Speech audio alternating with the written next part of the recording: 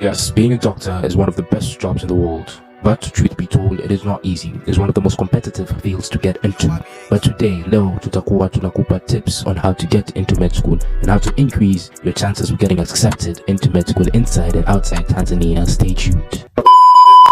So today we're here with Ridwan. Ridwan is a first-year medical student at KCMC who just got accepted this year, just like me. He studied in I'm Sonsid, and I'll let him continue introducing himself.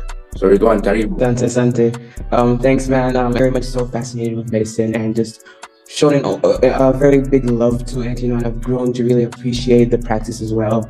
Sonsid and I met at a tuition center of one of the best physics teachers in the country, to be honest, for me. Yeah. So that's something I'm really grateful for. So thank you, Mr. Ahmed, if you're watching this.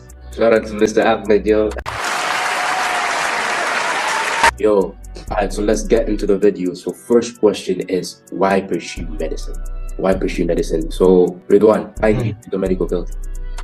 Well, I think it really boils down to, first of all, figuring out if it actually fascinates you. I think it's a very important thing because you will be inspired to want to learn more about it. So why you pursue medicine shouldn't really be about, the money aspect. Sure, that also is something that could happen as well. But also just, generally, of course, but you should have that fascination for the human body, inclining to help others, that sort of moral aspect, though, because medicine isn't like other jobs. So it has to have that specific type of psychology when you're trying to pursue it. Yeah, and most people say that, they do medicine because they want to help people. I mean, you can do business and help people. You can be a policeman and help people. That's true. But you need to have a deeper reason. You need to be fascinated by how the human body works. If you're not motivated, interested enough, you end up being a very bad doctor. For you, lazima ujue kwa nini unataka kuingia kwenye medical field. Okay, so second question is Tanzania versus abroad. What do you think, Ridwan? Well, personally, I think I'm a bit biased because my decision was Tanzania as well. So I would say Tanzania, just because the main aspect of just being easier of getting into medical school, comparatively to countries such as the US, where you need to do 4 years of college first and then get into medical school. For Tanzania, they really only just depend on your grades, which you get from your A levels, whether it be way easier. Yeah, it's just the grades, so you don't really need to, stress about all of these things while you're undergoing PCB in your A levels. Also, the years, straight out of high school, 5 years you are a doctor, rather than in Canada or the US, you might need 7+ years just to, get that MD, which I feel like is a lot of years wasted like midway. So, and also it's very cost effective. You're at home. You don't really have to have all these other expenses that you might have incurred elsewhere. And home is home. Just having for me, I don't want to be homesick living in some white countries, I really love the vibe over here, and it's home. Okay, yeah, another reason is that in Tanzania, for doctors especially, you should get your first degree in Tanzania because I heard most doctors give me advice. It's because in Tanzania, the way they teach medicine is based on the diseases in Tanzania. So you might go in Canada, in the UK, and they'll teach you diseases that are common in there. It's not like they don't teach you about, malaria and stuff, but, whatever you get to practice on is about the diseases that are common over there. So if you start over here and then go specialize later outside, it's better for you. It's cheaper, it's more affordable, like Ridwan said, and it is easier. You just transition from high school to med school. So the next question is the requirements for med school. So what are the requirements for med school in Tanzania? So usually, it obviously does require you to have an A-level education, whether it be with NETA, Cambridge, IB, whatever it is, just, A-level education. And you have your Form 4 grades, which you got in your O-level, and you also complete your A-level grades as well. And you need to have taken at least chemistry and biology, as well as physics or math, and have to have performed very well, not that well, but like above the threshold, which is like the triple Ds. The minimum requirement is DDD for medicine. Let no one lie to you. Yeah. That's not the minimum requirements, but if you're not going to med school.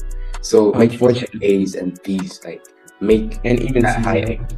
And some C's, you can get into med school with a C, but it will be very hard for you. So make sure you get really high grades. It's just the whole competition aspect, so many people who are applying for medical school. Because I remember for Muimbili this year, like 4,000 applied for MD and only like 230 got in. So that is so competition. a lot of competition. So you have to get really, really high grades, and you have to focus on PCB. So physics, chemistry, and biology. I don't think you can get into a med school in Tanzania if you have math instead of physics.